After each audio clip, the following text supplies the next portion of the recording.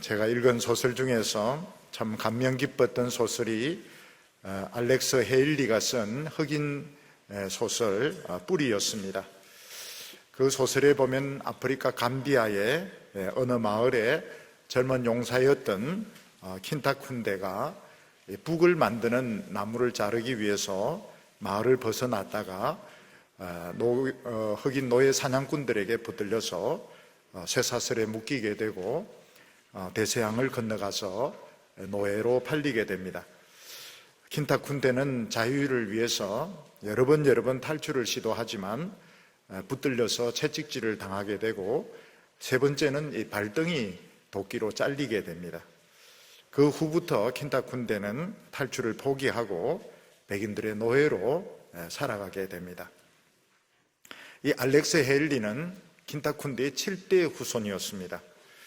그는 부모님으로부터 이 조상들의 이야기를 듣고 우리 이 흑인들이 원래부터 이런 노예들이 아니라 원래는 아프리카의 아주 유능한 용사들이었는데 이 노예 사냥꾼들에게 붙들려서 이렇게 노예가 되었다 하는 것을 생각하고 조상들의 역사를 추적을 하기 시작합니다.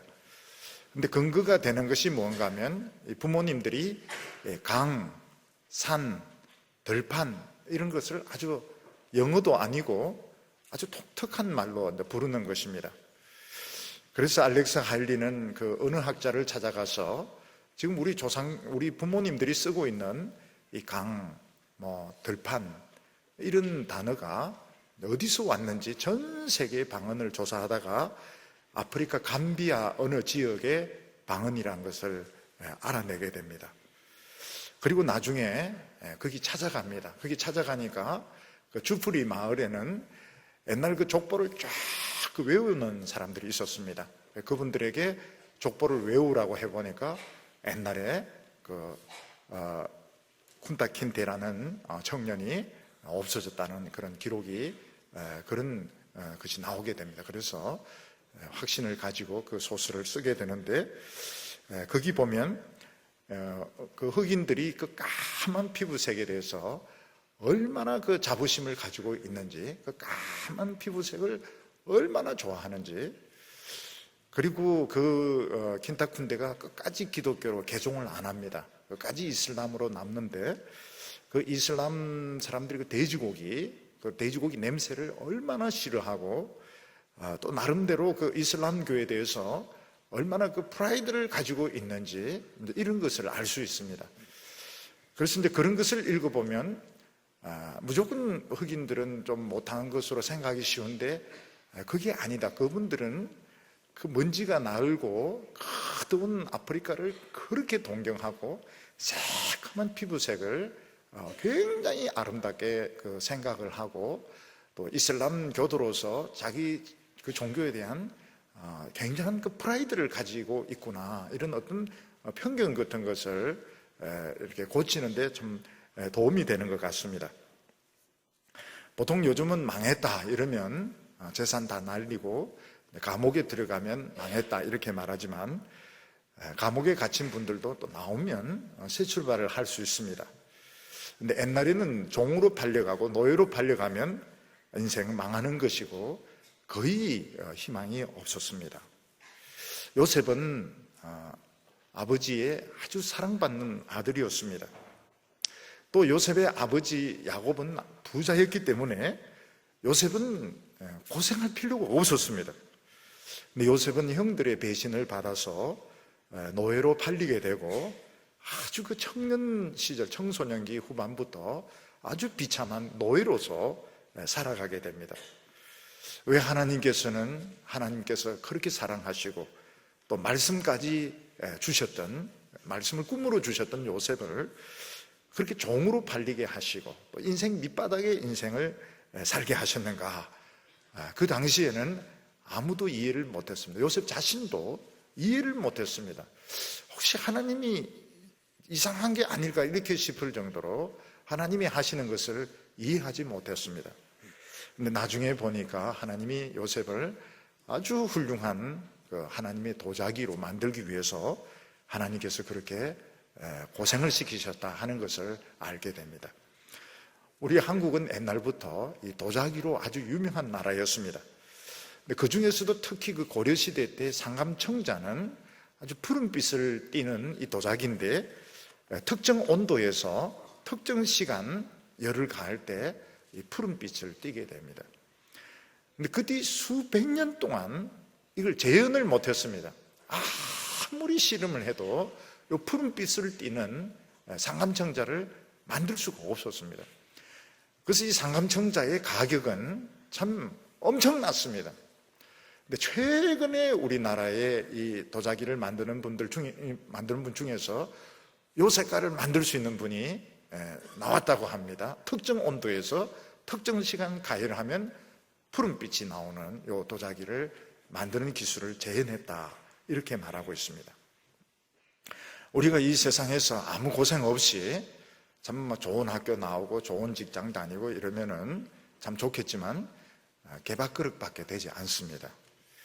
하나님께서는 최고의 그릇으로 만들기 위해서 참 고생이란 고생 다 시키시고 눈물 바가지 다 흘리게 하시고 또 뜨거운 이런 환란의 용광로에 집어넣어서 최고의 도자기로 만드는 것입니다.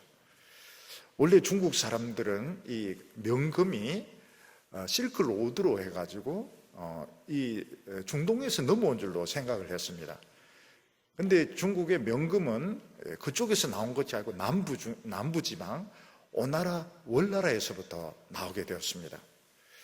그분들은 처음에는 돌에서 이제 보석을 캐내다가 나중에 이제 철성분을 끄집어내게 되고 열을 가해서 결국 쇠를 만들어내게 되는데, 남부지방, 중국의 남부지방, 옛날에 오나라 월나라에서 명금들이 나오게 되었습니다.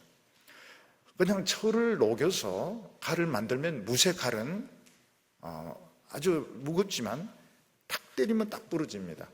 무쇠는 강하지 않습니다. 열을 가해서 때리고 식히고, 열을 가해서 뻘겋게 달구고 때리고 식히고 이러면은 이게 이제 안에 있는 그 배열이 달라지는 것 같아요. 그래서 나중에 칼과 칼이 부딪혀도 깨어지지 않는 아주 뛰어난 명금이 만들어지게 되는 것입니다. 마찬가지로 하나님께서는 참 멀쩡한 우리를 불에 넣어서 달구시고 또 때리시고 또 물에 집어넣어서 식히시고 이런 과정을 반복함으로써 나중에는 아주 예리하면서 정확한 하나님의 명금으로 만드시는 것입니다. 요셉은 부잣집 아들이었고 최고로 사랑받는 아들이었기 때문에 아마 그냥 두었어도 잘 살았을 겁니다. 그러나 만약 요셉이 고생 없이 컸더라면 절대로 하나님의 명금이 되지 못하고 그 7년 대흉년에 자기도 살지 못했을 것입니다. 하나님께서는 요셉을 정말 지금까지 우리가 그렇게 좋아하고 요셉의 생애에 대해서는 속속들이 알 정도로 요셉을 훌륭한 사람으로 만들기 위해서 하나님은 요셉을 종으로 팔려가게 하시고 또 거기서 참 감옥에 또 들어가서 고생을 하게 하시고 그 불같은 그 시험을 받으면서 왕의 머릿속에 있는 꿈을 해석하는 능력을 가지게 됩니다. 그래서 7년 대흉년을 해결하고 많은 사람을 살리는 요셉이 되는 것입니다. 하나님께서 우리를 연단하실 때 이제 오늘부터 연단한다 이렇게 통보를 하시지 않습니다. 통보를 하면 조금 마음의 각오라도 좀 할 텐데, 하나님은 전혀 그 통보 없이 우리 지금 잘 사는 것 같은데 어느 순간 보면 딱 환란에 빠져 있고 연단에 빠져서 그때부터 하나님 막 불시험으로 우리를 연단을 하시는데 결국은 하나님의 작품으로 만들어지게 됩니다. 그래서 나중에는 하나님의 뜻을 기가 막히게 압니다. 우리가 참 하나님 뜻을 안다는 게 참 어렵습니다. 나중에 알고 보면 참 너무 뻔하고 분명한 것 같은데 그 하나님의 뜻을 아는데 10년이 걸리고 20년이 걸리고 모르는 사람들이 더 많습니다. 근데 어느 순간부터 하나님의 뜻을 명확하게 이걸 알기 시작합니다. 그러면서 문제를 해결하는 능력을 가지게 되는 것입니다. 오늘 여기 첫 번째로 보면 요셉이 드디어 종으로 팔리게 됩니다. 하나님은 요셉에게 위대한 꿈을 주셔서 그걸 참 훌륭하게 쓰시겠다고 비전을 보여주셨는데 나타나는 현상은 꿈과 정반대였습니다. 요셉은 형들의 미움을 받아서 죽음을 당할 뻔했고 결국 종으로 팔리게 됩니다.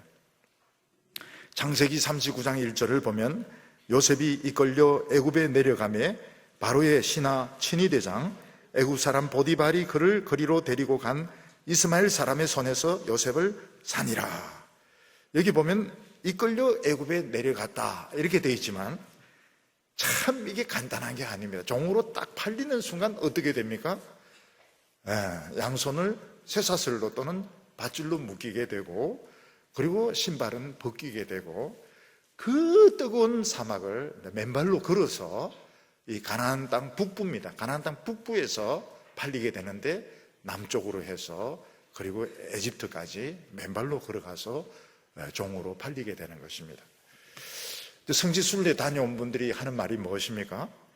버스를 타 지금은 이제 거기 폐쇄가 되었습니다. 지난번 시내산 밑에서 폭탄 테러가 일어나는 바람에 지금 이제 그쪽은 폐쇄가 되는데 에집트에서 이렇게 올라오면 버스에서 내리면 더운 바람이 가끔 부는 바람에 5분도 거기 서 있을 수 없을 정도로 그렇게 그 모래바람이 뜨겁고 강하다고 하는데 딱 노예가 딱 되면 어떻게 됩니까? 딱 되는 순간 쇠사슬에 묶이고 밧줄에 묶여서 맨발로 그 뜨거운 사막을 끌고 끌려가지고 결국은 애국까지 가게 되는 것입니다.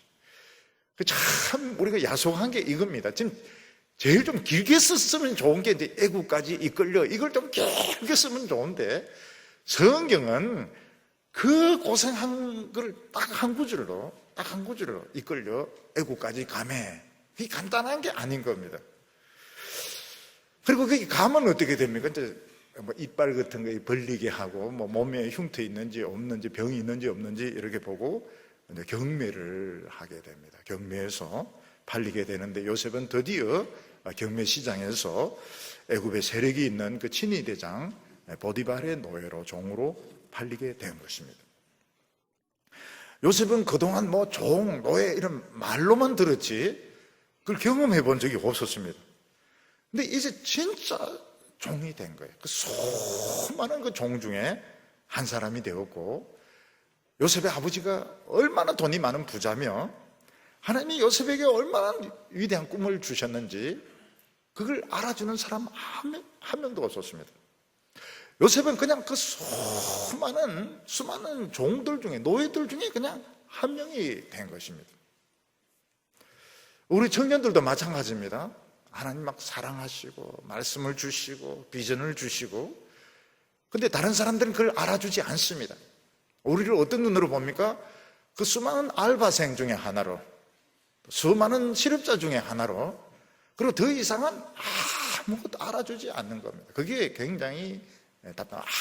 아무리 내가 막 율동을 제일 잘합니다. 찬양을 참 잘합니다. 그런 거 아무도 알아주지 않습니다. 그냥 수많은 그 젊은이들 참 방향을 잃고 헤매는 그 젊은이들 중에 하나로 밖에 생각을 하지 않는 것입니다. 그런데 놀라운 것은 요셉이 그 애굽에 있으면서 하나님이 함께 하시는 그런 증거들이 하나씩 둘씩 나타나기 시작했습니다. 2절과 3절 보면 여호와께서 요셉과 함께 하심으로 그가 형통한 자가 되어 그의 주인 애굽 사람의 집에 있으니 그의 주인이 여호와께서 그와 함께 하심을 보며 또 여호와께서 그의 범사에 형통케 하심을 보았더라. 요셉도 인간이고 청소년 아닙니까? 10대 청소년 아닙니까? 부모님으로부터 너무 멀리 떨어졌고 또 고향에 돌아가지 못하는 것을 생각하고 웁니다.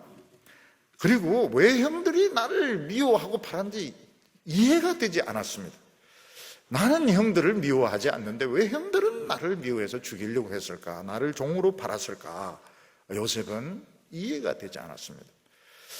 근데 요셉은 거기서 도망치려고 하거나 막 사람들 붙들고 자기 아버지 부자라고 하나님 나에게 꿈을 주셨다고 그렇게 하지 않습니다. 왜냐하면 그렇게 해봐야 아무 소용이 없기 때문에, 그렇게 해봐야 더 미쳤다고 생각하기 때문에 그런 말을 일체하지 않고 그냥 종으로서 그냥 종이다, 그걸 난 노예다 인정하고 일을 하기 시작했습니다. 근데 놀라운 것은 그 종이란 걸 인정하면서부터 막 일이 잘 되는 것입니다. 형통케 되는 것입니다. 오늘 우리가 제일 힘든 게 뭔가 하면 나를 지금 내 모습 이대로 인정하는 게 너무 어렵습니다. 나는 더 잘 돼 있어야 돼. 지금 내 친구들은 지금 과장이야.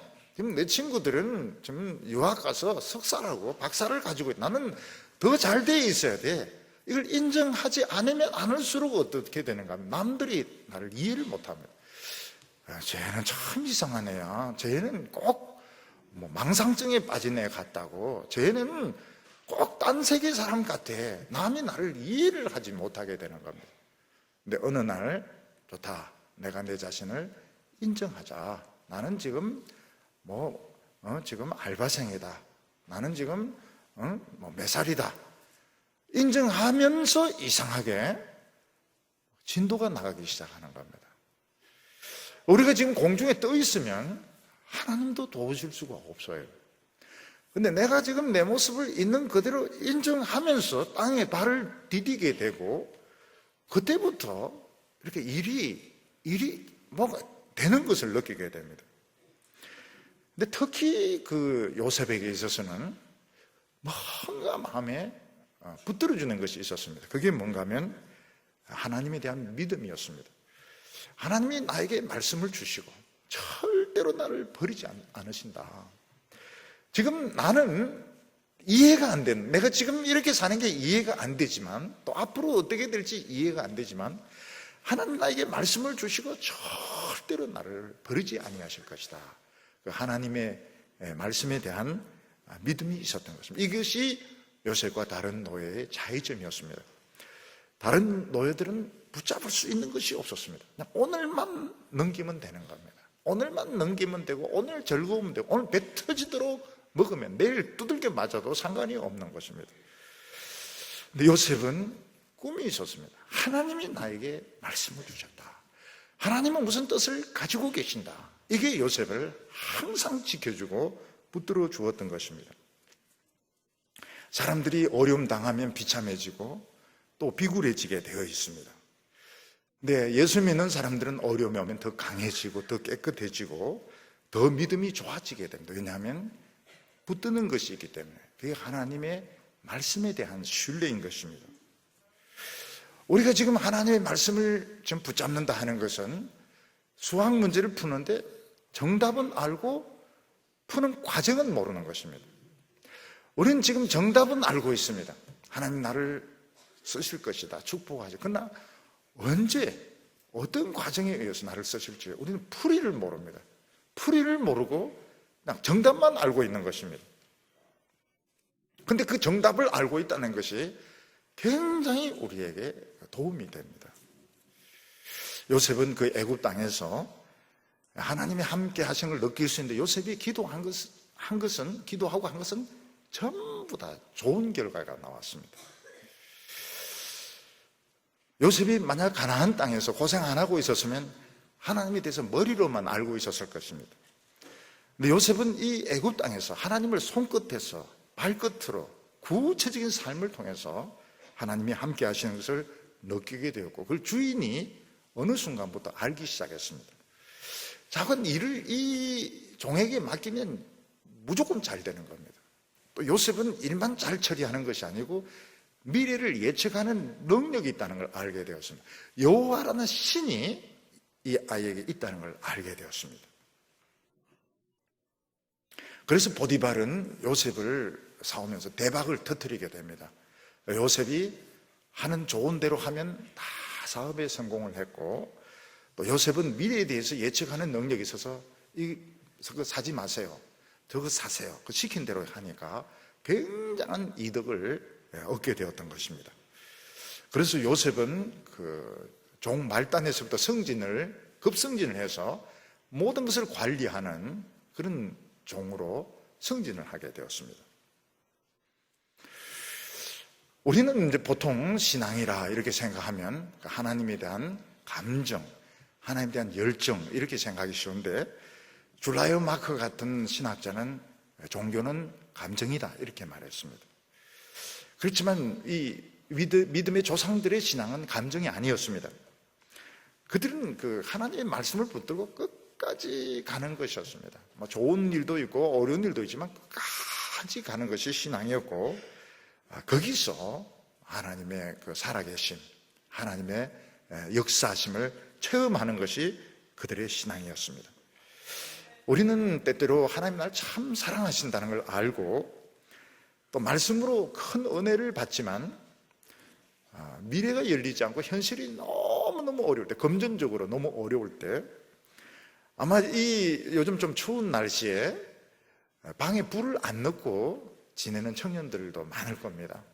그 연료비를 아끼기 위해, 연료비를 절약하기 위해서 좋은 날 그냥 뭐 잠바 같은 거, 파카 같은 거 듣고 이렇게 하면서 또 라면 같은 거로 끼니를 때우고 이러면서, 또 특히 그 미래에 대한 이런 전망이 보이지 않을 때 굉장히 그 힘들어하게 됩니다. 근데 그렇게 하신 이유가 뭔가 하면 하나님 지금 그 연단을 하고 있는 것입니다. 요셉을 연단하셨듯이 여러분들을 연단하고 있는 것입니다. 하나님께서 이 많은 청년을 연단하신다는 것은 굉장히 좋은 것입니다. 우리나라 미래를 봤을 때 이 많은 청년들이 참 불같은 용광로에서 하나님의 도자기가 되기 위해서 지금 연단, 나중에 보면 어떻게 됩니까? 아니 도자기 백화점이 되는 겁니다. 도자기 백화점. 이런 도자기 저런 도자기 나름대로 막 연단 받아가지고 나중에는 뭐 계대 도자기, 경대 도자기, 영대 도자기 막 이런 식으로, 영진 전문대 도자기 막 이런 식으로 막 도자기 막 항아리 막 굉장히 많아질 수 있습니다. 근데 요셉은 거기서 더 이상 하나님의 꿈에 대해서 이야기를 하지 않습니다. 왜냐하면 요셉이 형들에게 그 꿈 이야기를 한 것은 그 꿈 가지고 이야기하면 형들이 변할 줄 알았습니다. 근데 형들은 그 말을 들으면 들을수록 더 시기심이 생겨서 요셉을 미워하고 박해를 했고 결국 죽이려고 했습니다.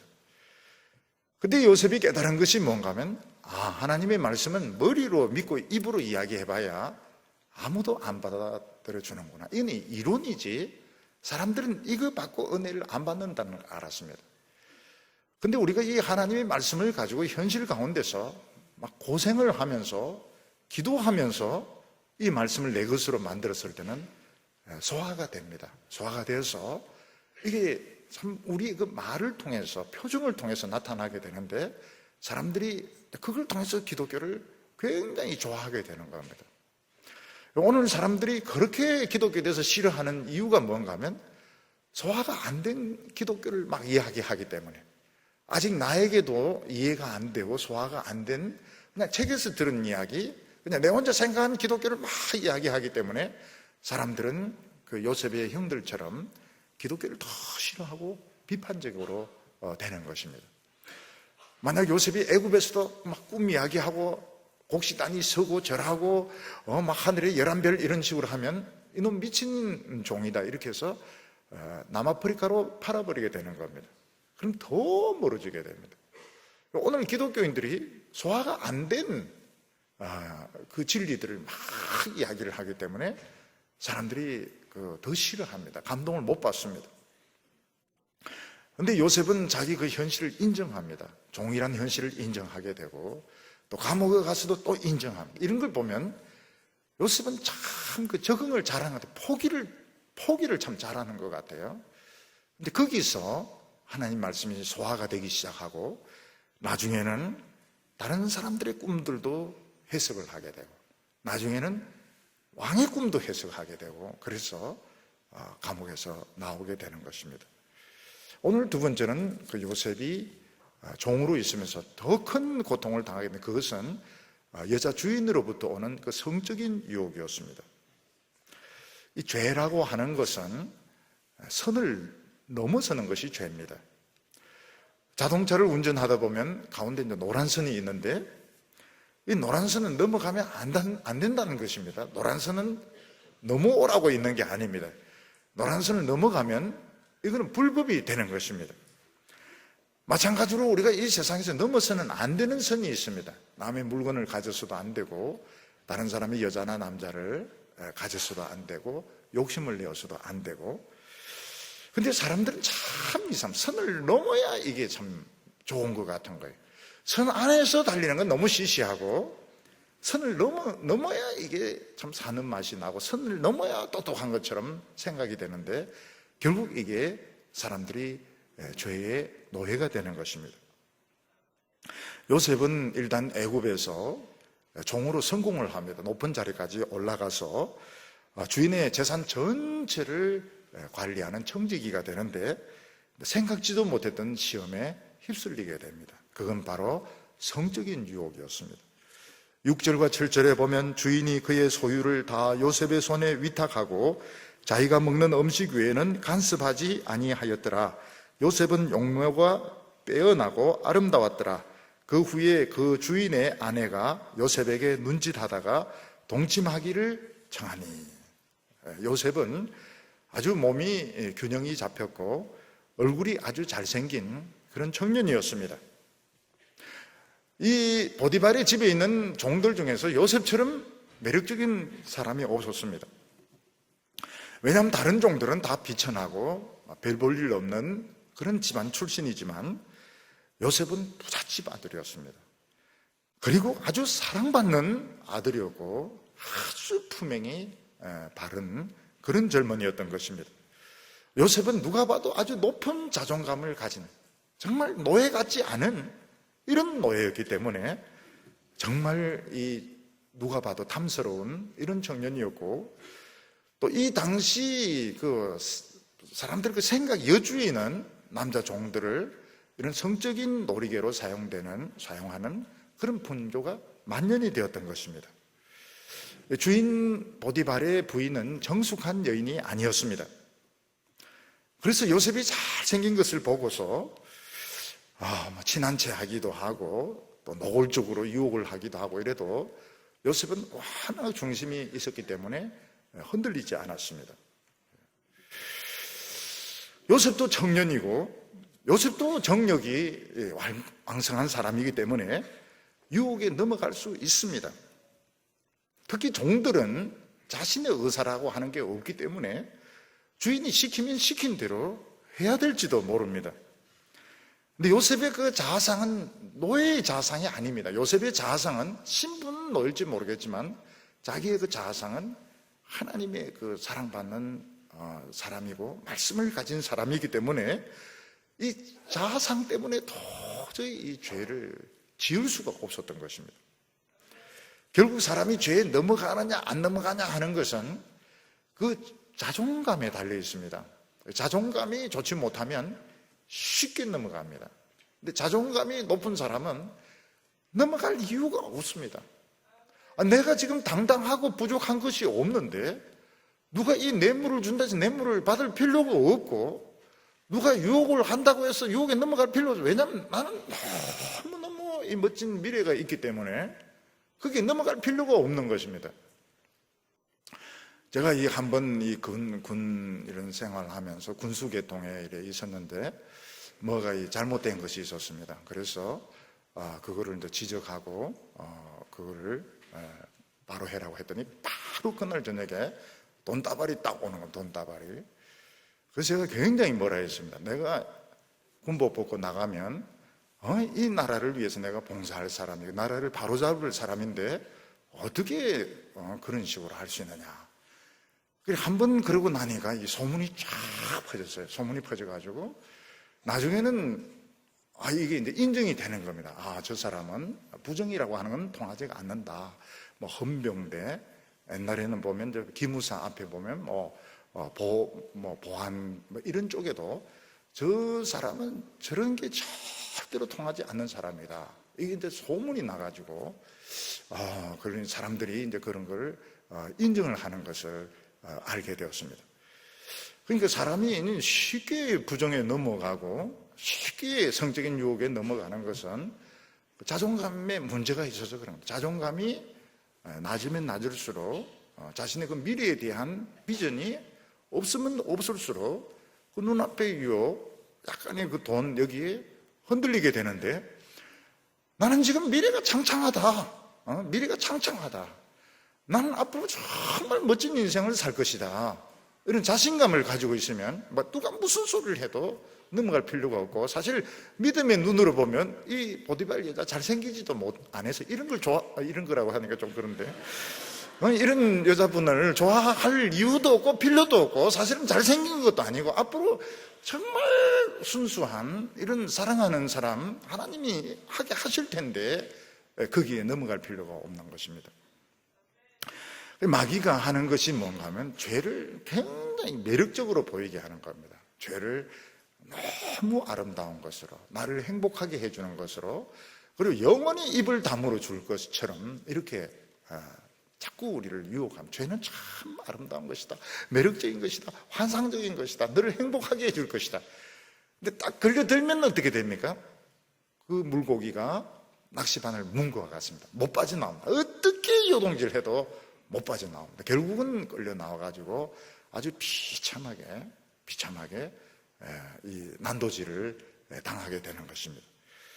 그래서 신약 성경에는 뭐라고 말하고 있냐면, 죄는 모양이라도 버리라. 죄는 모양이라도 버리라는 말은 죄 비슷하게 생긴 것은 걸려들지 말라는 겁니다. 죄 비슷하게, 죄의 냄새만 나도, 죄 비슷하게 생겨도 절대로 가까이 하지 말라는 겁니다.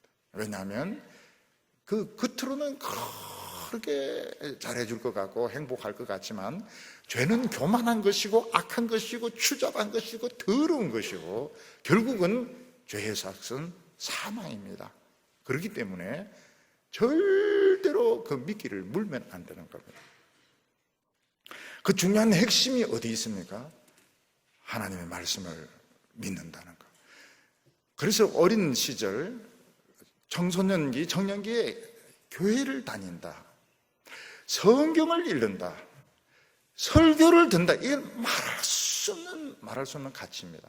지금 보면 청소년들 위태위태한 데가 굉장히 많습니다. 그리고 청년들은 더 그렇습니다. 그냥 옆에 상어떼들이 휙휙 왔다 갔다 하고 있고,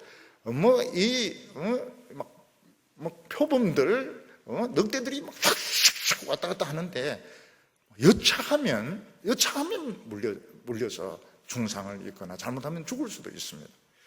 근데 이럴 때 하나님의 말씀을 듣는, 이건 죄다, 이건 죄고, 이건 정말 추악하고 더러운 것이고 악한 것이고, 이런 생각조차 해서도 안 된다, 이런 생각을 가진다고 하는 것은 굉장히 청년기에 문제 좀 더 풀고 돈 좀 더 버는 거하고는 비교할 수 없는 그 자기 영혼을 지키는 아주 중요한 이 보호막이 되는 것입니다. 청년이 무엇으로 그 행실을 깨끗게 하리요? 오직 하나님의 말씀에 따라 삼갈 것이니이다. 근데 왜 하나님께서는 요셉을 종으로 만들지 말아야 되지, 종으로 만들어서 형통하게 하시고 또 형통하다가 또 이런 시험에 걸리게 하십니까? 결국은 이게 요셉을 연단하는 것입니다. 요셉을 연단하는 이런 프로세스 중에 이게 들어있었던 것입니다. 오늘 얘기 세 번째로 보면 요셉이 죄를 거부한 결과 어떻게 되냐 하는 것입니다. 우리 생각에 요셉이 여자를 거부했으면 믿음으로 이제 승리하게 되고 참 주인도 칭찬하고 이럴 것 같은데 정반대가 되게 됩니다. 요셉은 누명을 뒤집어 쓰고 감옥에 들어가게 됩니다. 어느 날 여주인은 아주 작심을 한 것 같아요. 오늘은 무슨 일이 있어도 요셉을 넘어뜨리고야 말겠다. 그래서 이 여자 주인을 아주 그냥 거의 발작 상태로 만들어 놓았습니다. 그래 이 요셉이 어느 날 물건을 가지러 집에 들어간 날 아무도 없었습니다. 그때 이제 여주인이 요셉의 옷을 잡고 막 늘어지면서 죄를 짓자고 그러면서 막 매달렸던 것입니다.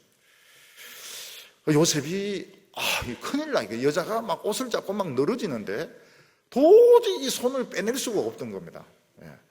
나중에 이렇게 될 줄 알았다면 옷을 벗고 가면 안 되고요. 어떻게 됩니까? 이빨로 손을 물어버려야 되는 건데, 요셉이 이제 그것까지 너무 순진해가지고 이빨은 그 물어 뜯으라고 둔 건데, 그걸 생각을 못하고 옷을 이제 벗고 그냥 도망쳤다가 이 정그물로 이제 잡히게 되는 겁니다. 12절에 보면 그 여인이 그의 옷을 잡고 이르되 나와 동침하자. 그러나 요셉이 자기의 옷을 그 여인의 손에 버려두고 밖으로 나가매. 시험은 생각지도 못한 순간에 찾아오게 됩니다. 여자 주인이 옷을 잡고 막 늘어지면서 엄난한 짓을 하자, 간음을 하자. 그때 요셉의 중심이 뭐냐면 난 절대로 죄 안 짓는다. 너 같은 거 하고 절대 죄 안 짓는다. 너 같은 말고 딴 것도 내 죄 안 짓는다. 중심이 분명히 있었기 때문에 옷을 벗어놓고 도망을 치는데 여자가 복수심에 불타게 되는 겁니다. 그리고는 여자가 머리가 기차게 돌아가게 됩니다. 어떻게 하면 이 요셉에게 복수를 할 수 있는가? 그리고 이 여자가 막 소리를 막 지릅니다. 소리를 막 지르니까 집안 사람들이 와 뭔데 이러면서 막 몰려오게 되었을 때 요셉이 자기를 강간하러 왔다 그러면서 소리 지르니까 도망갔다고. 그러니까 요셉은 없고 요셉의 옷은 남아있고 여자 주인은 막 소리를 지르고 있고, 그러니까 누구도 종의 말을 믿느냐 여자 주인의 말을 믿을 수밖에 없는 겁니다. 다 여자 주인의 믿을 밖에 없고 다 요셉이 좀 건방지다 생각하고 있었기 때문에 더 그것을 더 믿으려고 했던 것입니다. 여자 주인은 의기양양하게 요셉의 옷을 딱 쥐고서 주인이 올 때를 기다리고 있다. 주인이 왔을 때 막 거짓말로 일러 바쳤습니다.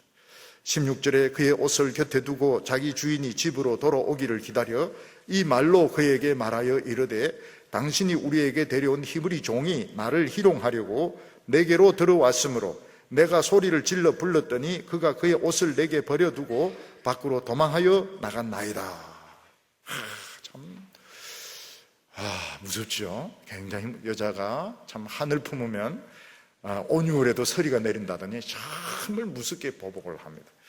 당신이 데리고 온 히브리 종이 참 건방지더니 오늘 나를 아주 희롱하려고 막 성추행을 하려고 들어왔는데 내가 어떤 여자입니까? 얼마나 정숙한 여자입니까? 깜짝 놀라서 소리를 질렀더니 그놈이 옷을 홀딱 벗고 도망가지 않겠습니까? 이러니까 주인이 막 부들부들 떨면서 요셉 이놈의 자식 이거 오늘 죽인다 그러면서 요셉은 붙들리게 되었습니다.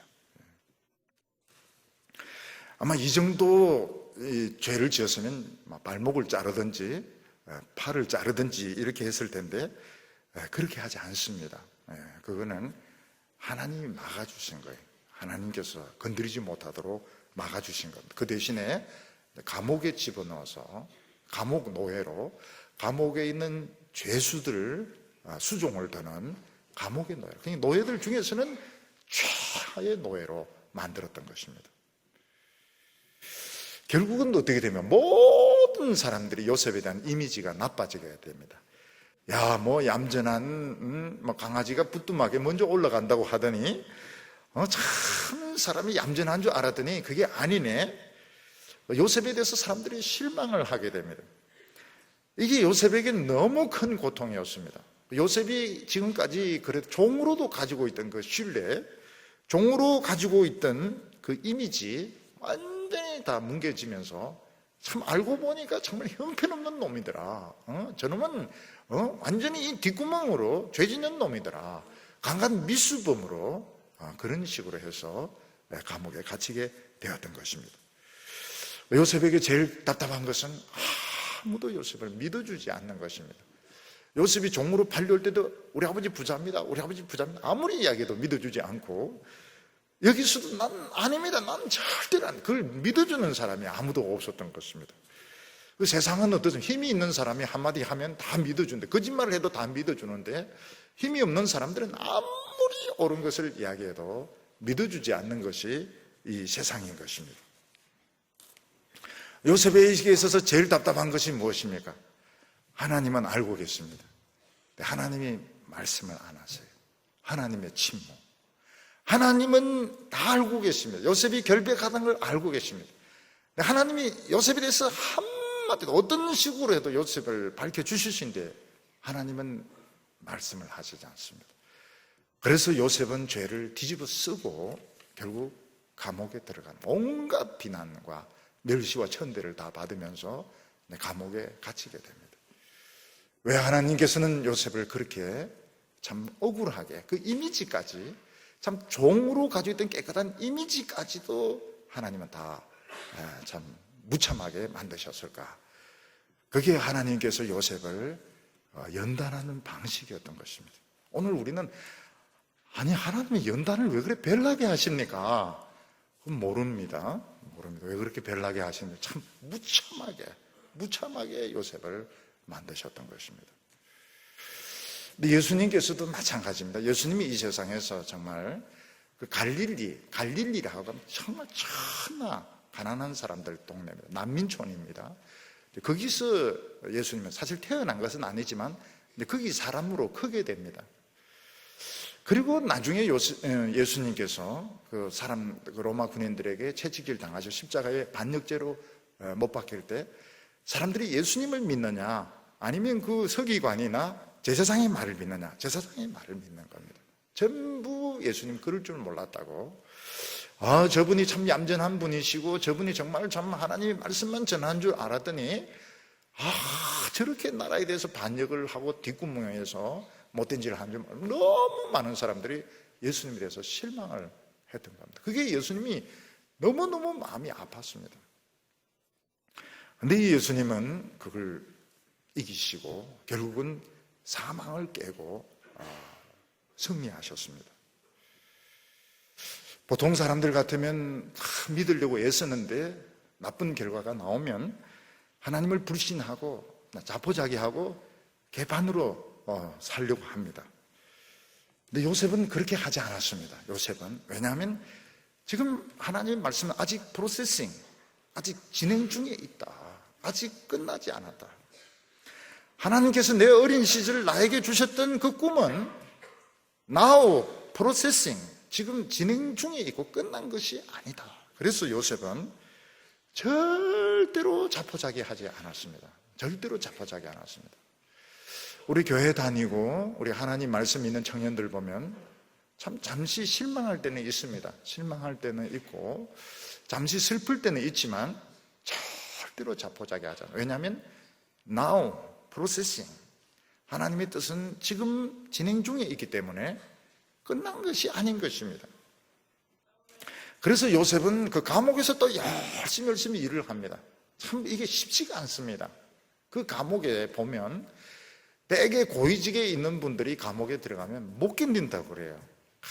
한순간 밑바닥으로 떨어지면 막 되게 불면증, 우울증, 그리고 결국은 병이 깊어지게 됩니다. 재벌 있는 회장님들 감옥에 들어가면 막 병을 얻어가지고 막 돌아가시는 분들이 많아요. 되게 견디는 분들이 어떤 분이냐 보면 해병대 출신이라고 그럽니다. 이 해병대는 막 지옥주를 많이 하고 이러니까 이거 뭐 훈련 때 뭐 이런 거 뭐 받았는데 뭐 이러면서 밥도 잘 먹고 이러면서 이제 견딘다고 이렇게 하는데 하나님께서는 우리를 그런 식으로 참 밑바닥까지 지금도 고생 우리가 추운데도 막 살아보고 이러면 어떻습니까? 추운데 살아보면 그럼 옛날에 늘 추웠는데 늘 추웠고 늘 라면 끓여 먹었고 뭐 그러니까 뭐 특히 뭐 그 가난한 생활을 해본 사람은 겁날 것이 별로 없습니다. 근데 한 번도 가난한 생활 안 해본 사람은 가난이 너무 무서워요. 처음에 떨어진다는 게 너무 무섭습니다. 우리 같은 사람들은 뭐 늘 떨어져 봤기 때문에 또 한 번 더 떨어져 본다 해봐야 뭐 겁날 거 없는데 한 번도 안 떨어져 본 사람은 그 떨어진다는 게 쇼크인 거예요. 막 자살하려고 그래요. 우리는 이해가 안 됩니다. 시험은 뭐 늘 떨어질 수도 있고 붙을 수도 있고 하나님 역사하면 다 붙는 것이고. 요셉이 대단한 사람이다. 대단. 그 감옥에 들어갔는데 거기서 뭐 단식 투쟁하고 이렇게 안 하고 주는 거 다 끌고 먹고 막 열심히 일을 하는데 그 감옥에 있는 모든 회계장부를 다 처리를 해줘가지고 또 감옥에서 여러분 간수에 신임받는 간수는 다 못된 사람들일 가능성이 많습니다. 근데 간수의 그 사랑을 받아가지고 모든 회계장부 같은 거, 출납 같은 거 깨끗하게 이제 정리를 다 하게 됩니다. 요셉은 이 회계학을 하버드나 어디 예일 이런 데서 한 것이 아니고 감옥에서 이 회계학을 마스터를 했던 겁니다. 목자가 양떼들을 데리고 갈 때 고속도로만 데리고 가지 않습니까? 가시밭길로, 때로는 자갈길로, 어떤 데는 막 사망의 구렁텅이 옆으로 막 데리고 가는데 양들은 따라갑니다. 왜냐하면 주인을 믿기 때문에 양들이 가다가 탁 서가지고 주인 미친 놈 이렇게 하면서 돌아가지 않습니다. 양들은 그냥 따라가면 주인을 믿기 때문에. 알고 보니까 이제 거기가 지름길이고 축복의 길인 것을 알게 됩니다. 우리가 지금은 나에 대한 하나님의 계획을 알 수가 없습니다. 지금은 이해가 안 되는 것이 너무 많습니다. 그럼에도 불구하고 우리가 믿고 있는 것 하나는 하나님의 계획은 지금 진행 중에 있다. 그리고 하나님은 절대로 나를 버리지 아니하신다. 그런 믿음을 가지고 있기 때문에 우리가 견딜 수 있는 것입니다. 여러분들이 때로는 막 누가 내 인격적으로 무시하고 업신여길 때 막 욱하는 마음으로 막 사람과 다투고 싸우고 따지고 싶고 이럴 때가 많이 있을 것입니다. 그러나 그래야 할 필요가 없습니다. 왜냐하면 내 자존감, 하나님은 나를 축복하실 것이고 내 인생을 아름답게 하실 것을 믿기 때문에 지금 욱하면서 싸울 필요가 하나도 없습니다. 눈앞에 있는 그 이익에 흔들릴 필요가 없습니다. 누가 유혹을 하는데 넘어갈 필요가 없습니다. 잘생긴 사람도 아닙니다. 매력적이지도 않습니다. 내 타입도 아닙니다. 하나님은 나중에 정말 내 인생을 아름답게 할 거라는 걸 믿기 때문에 유혹에 넘어갈 필요가 없습니다. 여러분들은 이 고난의 시기에 하나님을 붙드시기를 바랍니다. 여러분, 달콤한 유혹에 안 넘어가려면 자존감을 높게 잡아야 됩니다. 자존감을 높게 잡아야 됩니다. 그리고 하나님의 뜻은 진행 중에 있습니다. 진행 중에 있기 때문에 지금 절대로 포기하지 마시고 끝까지 기다려서 최고의 상감청자 같은 이런 그릇들 다 되시기를 바랍니다. 기도드리겠습니다. 사랑이 많으신 하나님 아버지, 오늘 우리 많은 청년들을 하나님은 용광로에 넣으셔서 우리를 시험하시며 또 우리를 하나님께서 만들어 가시는 것을 압니다.